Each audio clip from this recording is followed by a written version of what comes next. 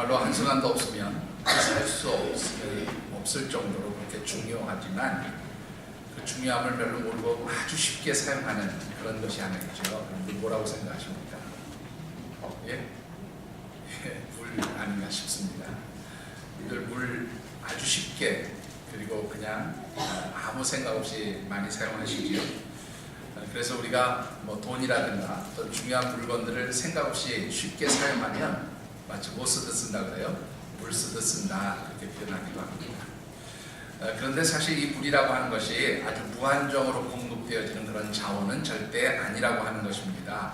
여러분들이 잘 아시겠지만 우리 대한민국이 물 부족 국가로 이미 그렇게 오래전에 그렇게 유엔에서 지정을 해놓았습니다. 유네스코에서 보고한 유네스코 물 개발 보고서라는 게 있어요. 여기 보니까 세계 인구의 약 한 20%에 해당하는 사람들이 그 정수 처리가 되지 못한 오염된 물을 마시고 있다 그렇게 기록하고 있고요. 또 전 세계의 약 한 3분의 1에 해당하는 23억 정도의 인구가 물 부족으로 그렇게 시달리고 있는 형편이다 그렇게 이야기합니다. 그래서 이 중동 지역 같은 경우에는 이제 석유 전쟁이 아니라 물 전쟁을 한다고 해요. 이제 재미있는 것은 그 같은 이슬람 국가끼리도 물 때문에 이제 이 강수원이 위에서부터 이렇게 쭉 내려오면 상류에서 물을 막아버리니까 하류 지역에 있는 나라들이 난리가 나는 거예요. 그래서 이 물 때문에 이 이슬람 국가끼리 전쟁을 불사할 정도로 그렇게 아주 물 부족 현상이 심각해지고 있다. 그런 재미있는 보고도 있습니다. 우리나라의 경우에는 아직 장마철이 시작되지 않았습니다만 보통 6월에 집중되어지는 장마철에 내리는 비의 양이 평균적으로 한 300억 톤 정도가 된다고 그래요. 근데 단순한 현금으로 그러니까 자산 가치로 따지면 그 300억 톤의 물 강량이 얼마 정도의 가치를 지닌가 하면 30조 원의 가치를 지니고 있다. 그런 연구 보고서도 있습니다. 우리나라에 1년 동안 총 내리는 비의 양은 1297억 톤인데요.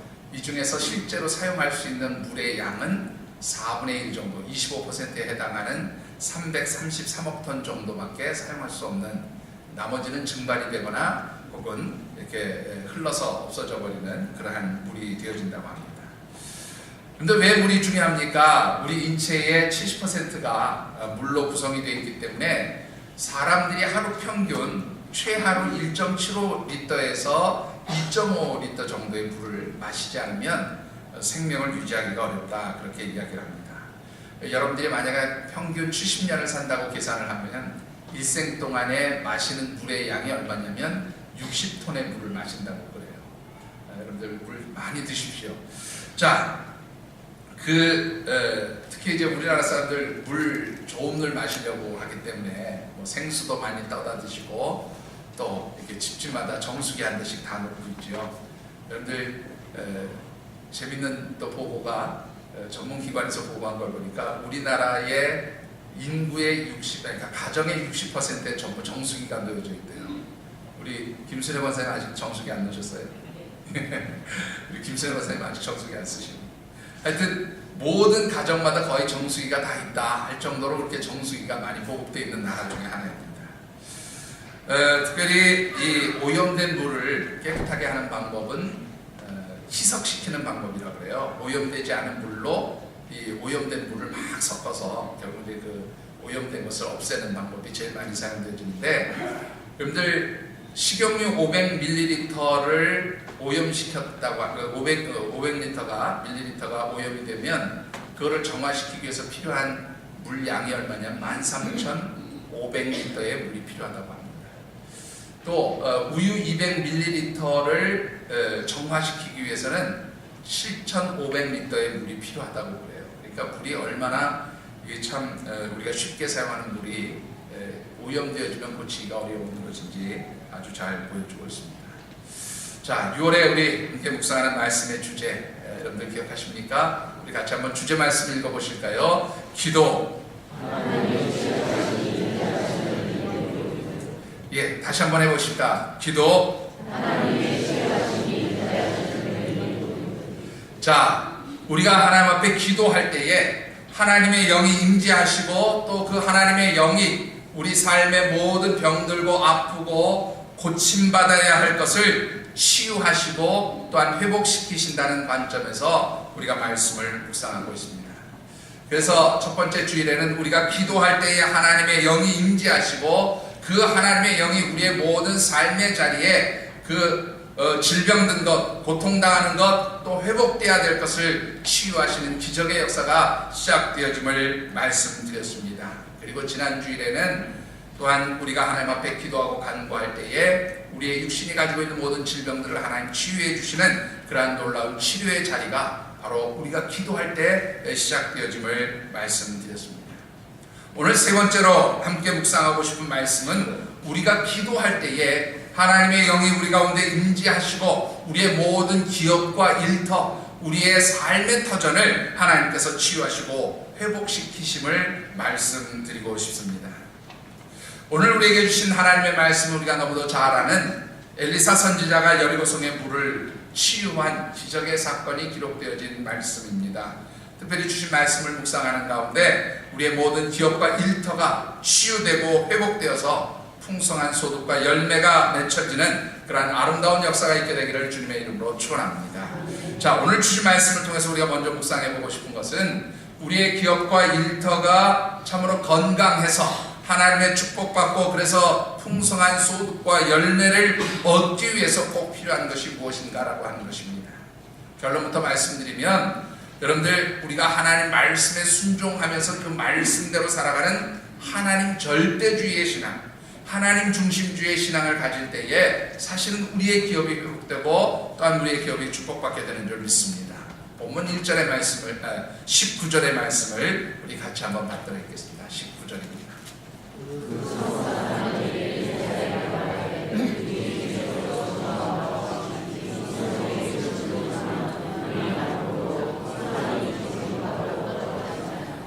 자, 오늘 이 말씀 보시면 여리고 성읍의 사람들이 엘리사 선지자에게 찾아와서 이 여리고 성읍에 물이 좋지 않아서 이제 토산이 익지 못하고 떨어진다, 그렇게 이제 하소연을 하는 것을 보게 됩니다.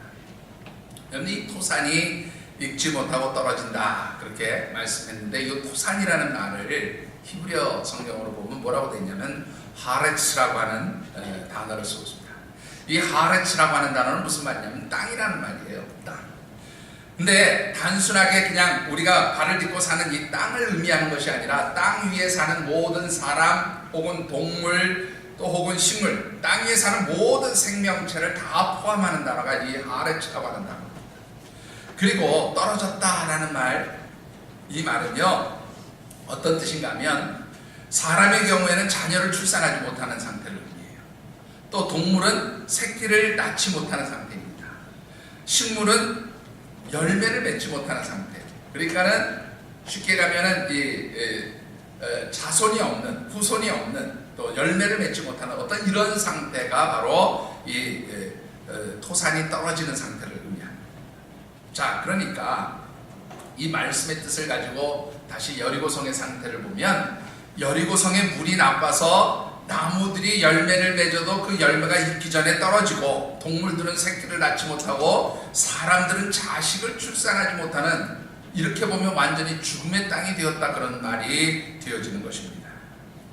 자, 여러분들 어떻게 생각하십니까? 물이 나쁘면 이 열매도 맺지 못하고 짐승이 새끼도 낳지 못하고 사람이 자녀를 출산하지 못하게 되어지느냐 하는 것이지요. 그런데 앞서도 말씀을 드렸지만 이 물이라고 하는 것은 모든 생명체에게 반드시 그리고 절대적으로 필요한 요소입니다. 특별히 식물이나 동물이나 사람이나 생명을 유지하기 위해서 꼭 필요한 이 물이 식물의 경우에서는 어떻습니까? 물을 통해서 모든 양분을 공급받게 되잖아요. 그러니까 이 식물의 경우는 특히 물이 나쁘면 아주 생장하거나 열매를 맺는데 아주 치명적인 그러한 상태가 되어진다고 하는 것입니다. 여러분들, 식물의 경우에는 이 물 가운데요 칼륨이라고 하는 성분이 부족하면 이 식물이 잘 자란대요. 자라고 열매도 맺는데 칼륨이 부족하면 이 열매가 익기 전에 낙과 떨어져 버린다는 거예요. 이런 과학적인 설명을 가지고 이 여리고성의 물을 살펴보면 아마 이 여리고성의 물도 칼륨이 부족한 그런 물이었지 않았을까, 그렇게 학자들은 이야기를 합니다. 그래서 이 여리고 성읍의 사람들이 와서 우리 성읍에 물이 나쁩니다, 그 도움을 요청하게 된 거죠. 자, 그런데 여러분들 이 기록되어진 말씀을 단순하게 생각해 보면 물이 오염됐구나, 물이 나쁘구나, 이렇게 쉽게 생각할 수 있습니다. 자, 그런데 여러분들 좀 더 깊이 생각해 보십시다. 물이 오염되었다는 것은, 물이 나쁘다는 것은 뭐가 나쁘다는 얘기예요? 물이 나쁘면 뭐가 나빠요? 물이 왜 나빠집니까?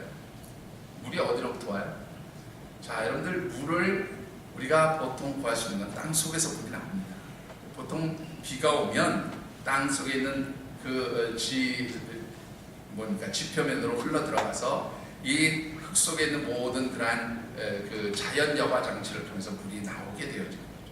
그러니까 사실은 물이 오염되었다는 얘기는 사실은 뭐가 오염됐다는 얘기냐면 땅이 오염됐다, 땅이 병들었다.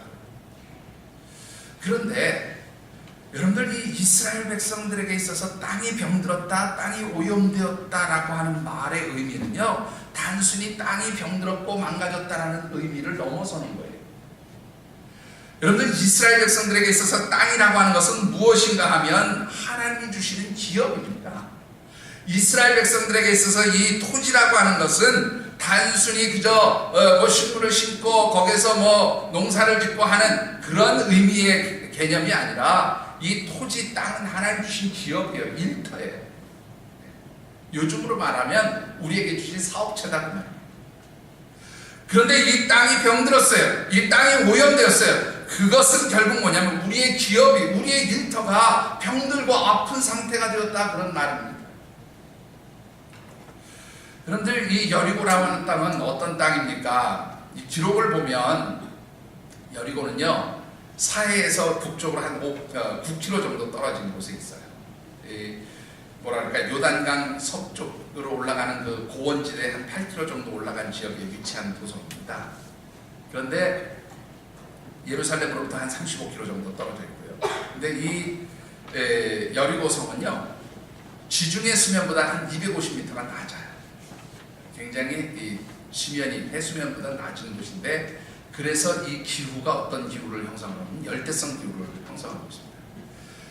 열대성 기후이면서 또 물은 굉장히 풍성한 곳이고요. 평야가 발달했어요. 자, 그럼 여러분들 날씨 따뜻하고 물 많고 평야가 있으면 당연히 뭐가 많이, 식물이 잘 자라는 조건을 가지고 있었다고 합니다. 그래서 이 여리고성에는요, 종려나무를 비롯한 무화과나무, 특별히 열대성 과일들이 아주 잘 되는 그런 성입니다. 여러분들 이런 그 열대성 기후 조건을 가지고 있고 많은 열매들을 맺는 이 여리고성이, 그래서요, 봄이나 겨울이 되면 여러분들 얼마나 많은 꽃이 피는지 그 꽃향기 때문에 이 여리고성의 별명이 뭐냐면 향기의 도시예요. 향기의 도시. 그만큼 꽃이 많이 피는 곳입니다. 그런가 하면 종려나무가 너무도 많이 있기 때문에 종려나무의 도시다, 그렇게도 이야기를 합니다. 여리고 뒤편쪽으로는 모아산지가 아주 병풍처럼 쫙 둘러쳐져 있어서 경관도 굉장히 뛰어난 곳이에요. 특히 겨울철의 기후 조건이 대단히 좋아서요, 부자들의 별장이 많이 있는 곳이기도 하고, 실제로 성경에 보면 헤롯 대왕의 겨울 궁전이 바로 이 여리고에 있었어요. 자, 제가 좀 이렇게 말씀을 드리는 것은 이 여리고라고 하는 땅이 그야말로 최고의 땅인 거예요. 이 근동지역, 이 중동지역에서는요, 그야말로 축복받은 땅입니다. 열매 잘 맺는 땅이에요. 풍성한 소득이 있는 땅입니다. 자, 그런데 이런 축복의 땅이고 좋은 열매를 맺을 수 있는 그러한 모든 조건을 가진 이 여리고 성읍이 병들었다는 겁니다. 땅이 아프다는 거예요.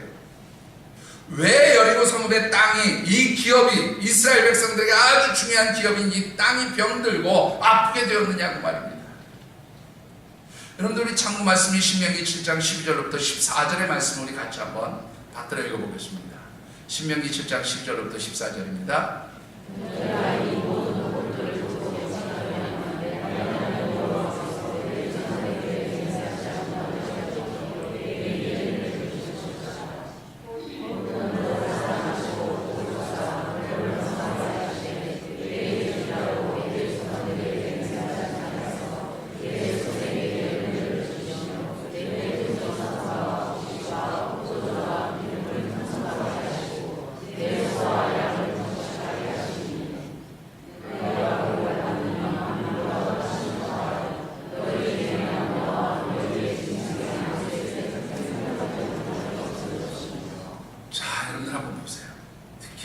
13절 14절을 보시면 오늘 이 본문에 나오는 여리고 성읍의 상황과는 정반대의 상황입니다.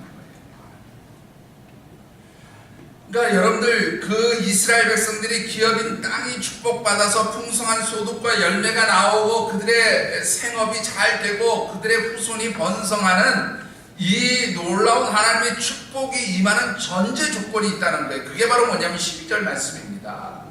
하나님의 명령과 규례와 법도를 지켜 행하라는 거예요. 다른 말로 표현하면 하나님의 말씀과 그 말씀에 순종하면서 그 말씀대로 행하기를 힘쓰라 그런 말입니다. 하나님의 말씀, 성경 말씀대로 지켜 행하고 순종하면서 그렇게 말씀대로 살아가기를 몸부림칠 때 하나님 그런 축복을 주신다는 것, 그런 기업을 복되게 하신다 그런 말입니다. 그런데 여리고 성은 어떠했습니까? 여러분들 이 엘리사가 여리고 성읍에 와서 산 것은 그 엘리야, 스승 엘리야 선지자가 하나님의 부르심을 받고 승천하신 뒤에 그 엘리사 선지자의 뒤를 이어서 하나님의 부름을 받은 선지자로 사역하기 위해 처음 가서 산 동네가 여리고성. 여러분들이 아신 대로 이때는 바로 아합 왕이 바로 죽은 직후의 상황이기도 합니다. 여러분들 아합 왕 어떤 왕이었습니까? 분단 국가였던 남유다와 북이스라엘 중에 모든 왕들 중에서 가장 악한 왕이었어요. 그의 아내 이세벨의 그 우상을 숭배하는 정책을 지지하면서 온 북이스라엘 땅을 무엇으로 만들어버립니까? 바알과 아세라를 섬기는 우상의 땅으로 만들어버린 왕이었습니다. 그러니까 이 북이스라엘이 하나님 보실 때 영적으로 건강한 곳이 아니지요. 그런데 여러분들 이 아합만이 문제였습니까? 실제적으로 이 북이스라엘이 처음에 시작되어질 때에 그 에브라임 지파의 여로보암이 이 백성들을 이끌고 나가서 나라를 세웠잖아요. 근데 이 여로보암이 말이죠, 이스라엘 백성들이 하나님 앞에 1년에 몇 번씩 절기마다 예루살렘 성전 가서 예배드리고 제사 드려야 되니까 그거 못 가게 하기 위해서 이 북이스라엘의 최북단 지역인 단과 그리고 베델이라고 하는 곳에다가 금송아지 만들어 놓고 뭐라니, 이게 너희가 섬길 하나님이다, 앞으로는 여기서 제사 드리라, 그렇게 얘기했어요. 특히 이 베델을 북이스라엘의 신앙의 중심지, 그야말로 종교의 중심지로 삼았습니다. 여러분들 베델이라고 하는 것이 어떤 것입니까? 이 베델은 여러분들이 잘 아시는 대로 야곱이 형 에서의 칼날을 피해서 외삼촌의 집으로 가기 위해 하란 땅으로 막 도망가다가 지쳐서 하룻밤 잠들었다가 하나님의 사자를 만나고 하나님의 얼굴을 본 것이에요. 그래서 그가 뭐라고 얘기합니까? 이 루스드라를 뭐라 하냐면 베델이라, 하나님의 집이라, 그렇게 이름을 붙인 것이에요. 하나님의 집이고 이스라엘 백성들에게서는 신앙의 중심지와 같은 그런 상징적 의미가 있는 것입니다. 그런데 그런 베델을 우상숭배의 중심지로 만들어버렸어요.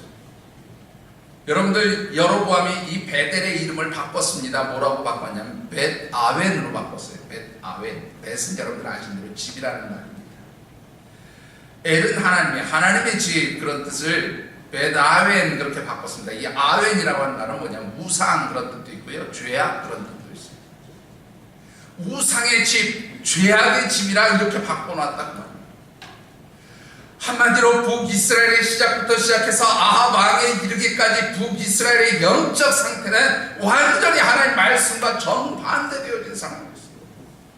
하나님의 명령과 규례와 법도 하나님이 기뻐하시는 하나님의 말씀에 순종하면서 그 말씀에 기록된 대로 살아가기를 몸부림치는 것이 아니라 우상을 숭배하고 하나님이 원하시는 삶과는 정반대의 삶을 살았다는 거예요. 그러니까 하나님께서 어떻게 해요? 그들의 땅을 망가뜨리시는 거예요.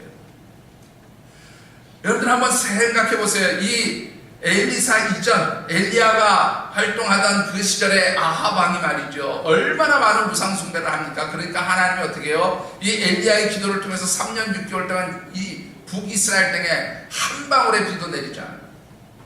3년 6개월의 기근과 기갈이 임하게 되어졌다, 그 말입니다. 여러분들, 하나님과의 관계가 파괴되어지면 우리의 모든 삶의 자리가 사실은 피폐하고 망가지게 되어지는 겁니다. 하나님과의 관계가 바로 서지 못하면 내 사업체, 내 일터, 내 삶의 자리가 다 병들고 아프게 되어진다고 말이에요. 여러분들, 우리의 기업이 복되기를 원하십니까? 내 일터가 하나님 축복받기를 원하십니까? 그래서 하나님의 풍성한 소득과 열매로 정말로 여러분들의 삶의 자리가 넉넉해지기를 원하십니까? 그렇다면 먼저 여러분들의 삶이 하나님 절대주의의 삶으로 그렇게 변화될 수 있기를 주의 이름으로 축원합니다. 하나님 말씀 중심으로 돌아가요. 하나님 말씀대로 순종하면서 이 말씀대로 살아가기를 몸부림칠 때에 사실은 우리의 기업이, 우리의 일터가 복되게 되어진다 그 말이에요. 여러분들 한번 생각해 보세요. 여러분들 참으로 힘들고 어려운 시대를 살고 있습니다. 그런데 이 힘들고 어려운 시대에 우리 성도들이 이 세상에서 정말로 하나님의 말씀대로 살아가고 있죠. 여러분들 이 사회 속에서 그래도 예수 믿는 사람이라면, 하나님 믿는 백성이라면 이 세상 사람들이 그래 저 사람들은 우리 뭐가 달라도 달라 그렇게 인정받고 있는 삶을 살고 있냐는 거예요. 오늘 저와 여러분들이 먼저 하나님 축복받기 위해서는, 세상 사람들이 야 역시 다르다라는 소리를 듣기 위해서는 먼저 하나님 말씀 앞에 우리가 온전히 서야 하는 줄 믿습니다. 그리고 세상 사람들이 볼 때에 정말로 예수 믿는 사람들은 뭐가 달라도 다르다라는 그런 인정을 받을 때에 사실은 우리의 삶이 잘 되는 거예요. 우리의 삶이 복되어지는 겁니다. 오늘 저와 여러분들이 정말로 우리의 기업과 일터를 위해서라도 먼저 하나님 말씀 앞에 온전히 순종하시고 말씀대로 행하며 살아가시는 귀한 믿음의 사람들이 되어주시기를 주의 이름으로 축원합니다. 여러분들, 이 병들고 아픈 이 어떻게 보면 하나님께서 정말로 피폐케 만들어 놓으신 이 여리고 성읍의 땅과 물이 어떻게 치유될 수 있습니까? 본문 19절과 20절의 말씀을 우리 같이 한번 받들어 읽겠습니다.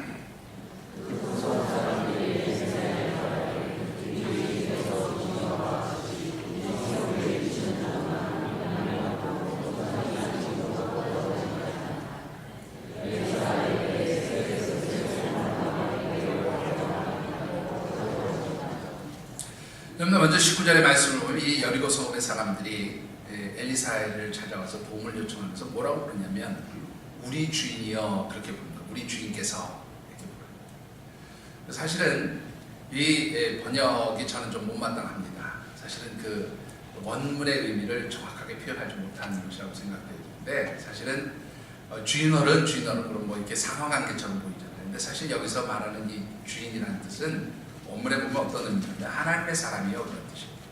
하나님의 사자, 하나님의 사람, 뭐 하나님의 대리자, 이제 이런 의미로 우리 주인께서 이렇게 부릅니다.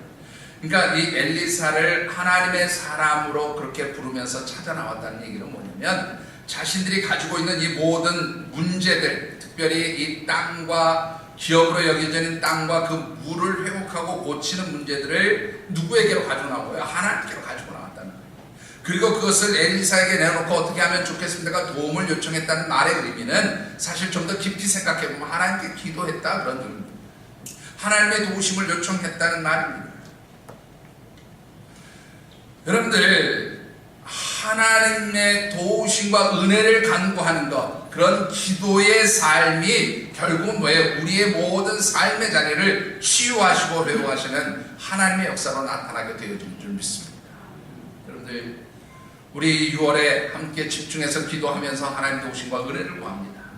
하나님 우리의 육신의 질병들을 고쳐주시고, 하나님 우리의 자녀들의 그 모자라고 부족한 부분들을 하나님 치유해 주시고, 하나님 우리의 삶의 자리와 일터와 우리의 기업들을 하나님 회복시켜달라고 여러분들이 기도하시는 것 왜 중요합니까? 하나님께 기도할 때에 하나님의 역사와 하나님의 도우심과 하나님의 능력이 나타나게 되어질 줄 믿습니다. 기도의 자리가 하나님 고치시는 주의 자리. 여러분들이 이 여리고 성읍 사람들이 엘리사에게 와서 도움을 요청할 때 엘리사가 명령한 것이 뭐냐면 새 그릇에 소금을 담아가지고 오라 그렇게 말씀하고는 그 소금을 가지고 물의 근원이 되는 우물에 가서 그 소금을 던집니다. 여러분들 한번 생각해 보십시다. 물론 이 새 그릇이라고 하는 것은 정결함을 상징하는 것이고요, 또 새롭게 한다는 건 상징적 의미가 있어요. 성경에 보면. 또 소금은 무엇입니까? 부패를 방지하는 그런 역할을 하는 것입니다. 따라서 새롭게 고쳐진 그 물을 계속해서 오염되지 않도록 상징적으로 그렇게 소금을 뿌렸다라고 그렇게 볼 수 있습니다. 그런데 사실은 여러분들 새 그릇에 소금 담아서 뿌린다고 물이 고쳐집니까? 우리가 한번 인간적인 상식으로 생각해 보시자고요. 물에 소금을 뿌렸어요. 그럼 물이 짜질 거 아닙니까? 여러분들 짠물 음료수 쓰십니까? 예, 어떻습니까? 바닷물 음료수로 그냥 벌컥벌컥 잘 마십니까? 여러분들 절대로 짠물을 마시지는 않습니다. 뿐만 아니라 이 짠물이 여러분들 식물에 만약에 이 소금물이 부어지면 어떻게 됩니까? 아마 이 소금물에 이 식물들이 다 말라 죽을 것입니다. 한마디로 말하면 이 물이나 새 그릇이 혹은 엘리사가 그 물을 고친 것이 아니라고 하는 것이에요. 오늘 21절의 말씀을 보면 뭐라고 말씀했는가 하면 여호와의 말씀이 내가 이 물을 고쳤다 그렇게 말씀하고 있어요. 소금이 고친 게 아니라 그릇이 고친 게 아니라 엘리사가 고친 게 아니라 누가 고쳐주셨어요? 하나님이 친히 내가 이 물을 고쳤다, 내가 이 땅을 고쳤다, 내가 이 병든 것을 치유하고 회복시켜 주셨다, 그렇게 하나님이 선포해 주셨다는 것입니다. 사랑하는 성도 여러분, 여러분들의 삶의 자리가 어떠하든지, 기업이 어렵고 힘들든지, 일터가 어렵든지, 혹은 내 육신의 질병에 문제가 있든지, 질병으로 인해서 문제가 있든지, 혹은 내 자녀들이 여러 가지 삶에 힘들고 고단하고 어려운 문제로 아파하든지, 가지고 있는 모든 문제들은 하나님이 치유해 주시는 능력의 역사로 그렇게 고침받게 되어지는 줄 믿습니다. 그러기 위해서 필요한 것이 뭐예요? 기도하는 거예요. 여러분들이 정말로 삶의 자리에서 치유되기를 원하는 것이 있다면 하나님 앞에 무릎 꿇고 기도하시게 되기를 주님으로 축원합니다. 여러분들 기도하는 게 왜 필요하고 중요합니까? 여러분들 출애굽기 15장 26절의 말씀도 우리 같이 한번 받들어 읽어보겠습니다.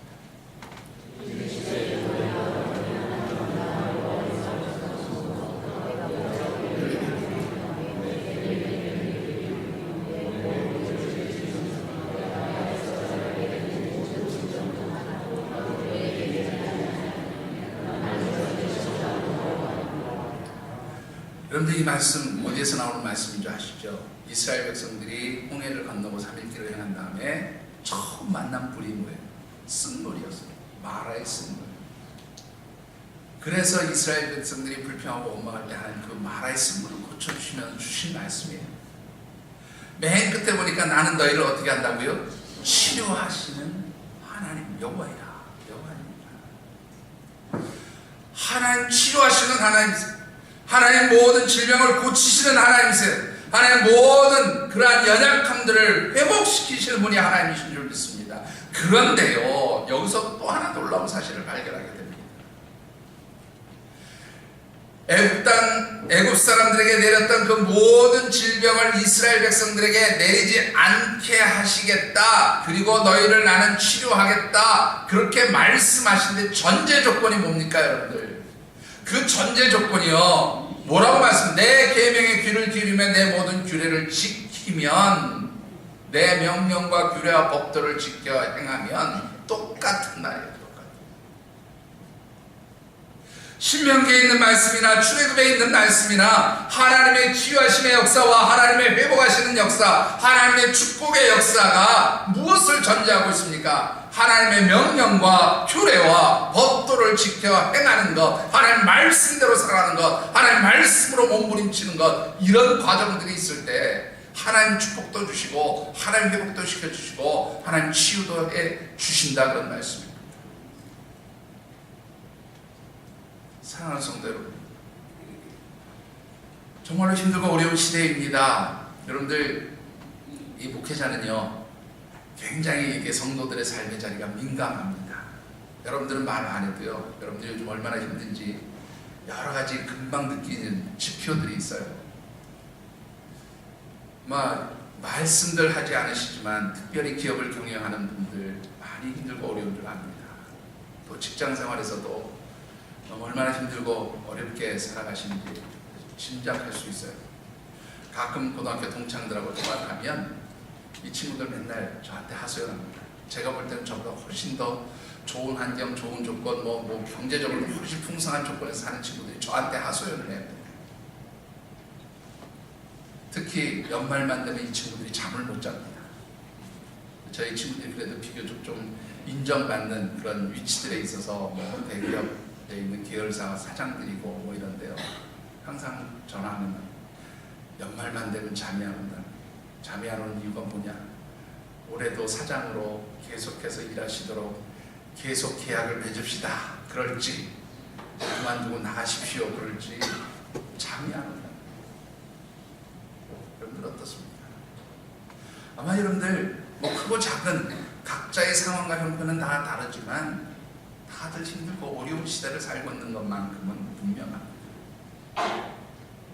그런데 아무리 우리의 외부적인 환경과 상황이 힘들고 어려울지라도 하나님을 바라보고 하나님을 의지하면서 하나님의 도우심과 은혜를 간구하는 하나님의 백성들에게는 하나님의 도우시는 역사로 회복되어지고 치유되어지고 하나님의 채우시는 은총이 임하게 되어지는 줄 믿습니다.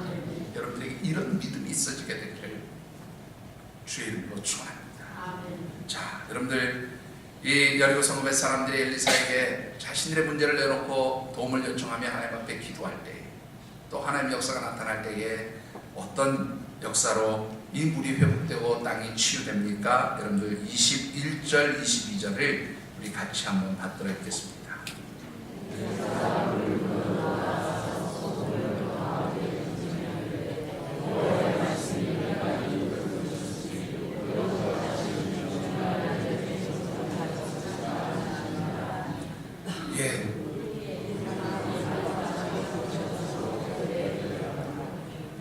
하나님이 고쳐주시고 그 물이 오늘날까지 흐른다, 그렇게 기록하고 있습니다. 그런데 이 여리고라고 하는 도시가요, 지금 요즘 이름으로는 뭐라고 부르는가 하면 텔 에스 수탄이라고 부릅니다. 이 텔이라는 말이 이스라엘 말로 도시라는 말이에요. 무슨 시, 우리로 따지면 그런 뜻입니다. 서울시, 파주시 이런 것처럼 텔이라는 말이 그런 말인데, 텔 에스 술탄이라는 이름을 가진 도시입니다. 그런데요, 이 술탄, 텔 에스 술탄이라고 하는 이 여리고의 요즘 이름입니다. 현대 이름. 이 이름 텔 에스 술탄의 서쪽에 뭐냐면 이 샘이 아직도 그대로 있어요. 그래서 이 샘의 이름이 뭐냐면 엘리사의 샘입니다. 그런데 이 엘리사의 샘에서 하루에 얼마 정도의 물이 나올까요? 상상하지 못한 물이 나오는데 1분에 4,000리터의 물이 솟아나요. 계산해보세요. 1분에 4,000리터. 1리터짜리 물병 4,000개가 1분에 하나씩 쏟아져 나옵니다.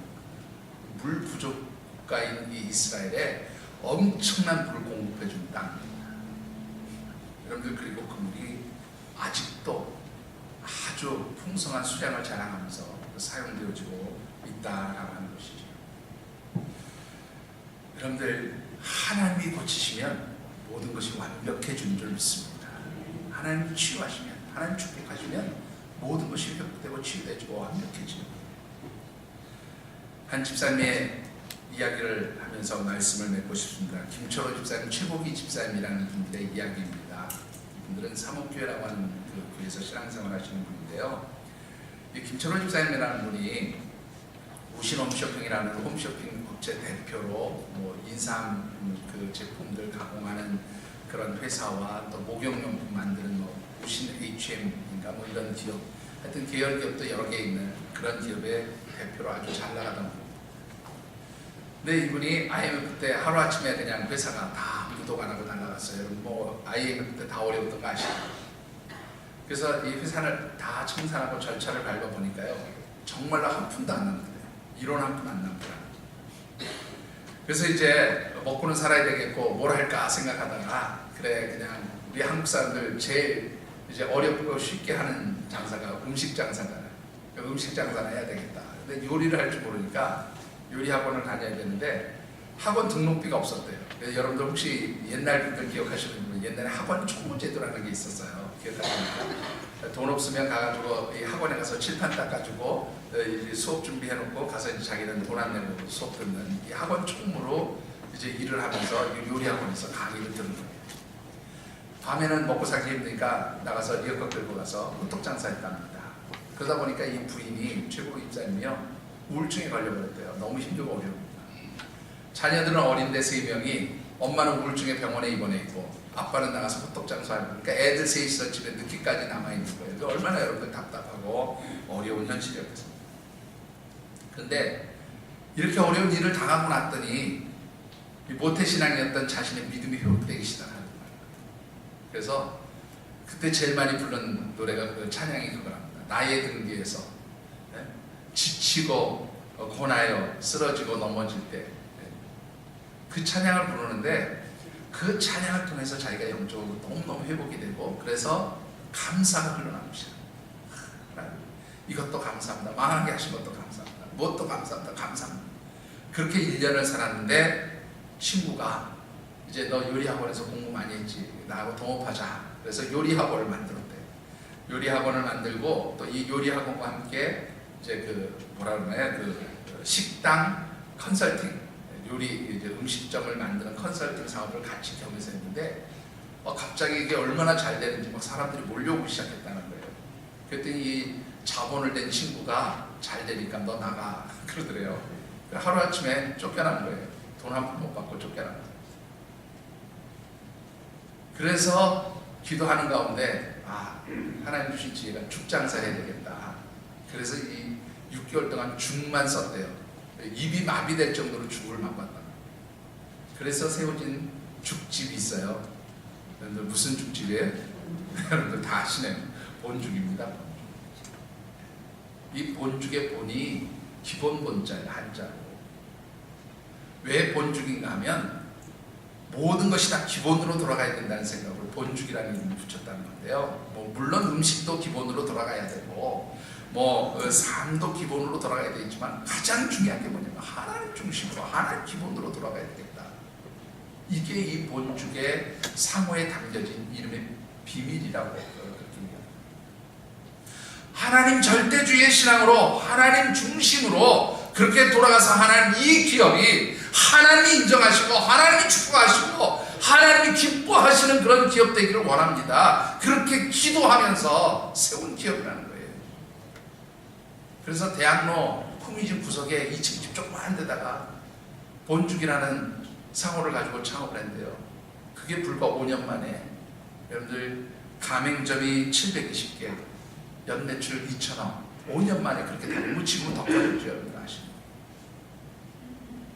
이분이 고백하는 게 있어요. 본죽, 이 죽집이 그렇게 성공하고 나서 수많은 연구 보고서가 나왔다는 거예요. 성공 사례 비결로 방송에서 엄청나게 이야기하고 논문도 많이 나왔는데 진짜 알맹이 다 빠졌다는 거예요. 그 알맹이가 뭐냐? 하나님 절대주의의 신앙을 가진 기업입니다. 이게 빠졌다는 거예요. 그들이 아무리 세상적으로 연구하고 그것을 분석하고 이 기업의 성공 비결을 얘기해도 거기에 뭐가 빠졌어요? 하나님 절대주의의 신앙이 빠지면 이 기업은 존재하지 않는다. 이분이 이게 신앙의 고백이에요. 그러니까 하나님 중심주의로 하나님 기본으로 돌아가는 신앙이 뭡니까? 말씀대로 살아가는 거예요. 기도하는 일입니다.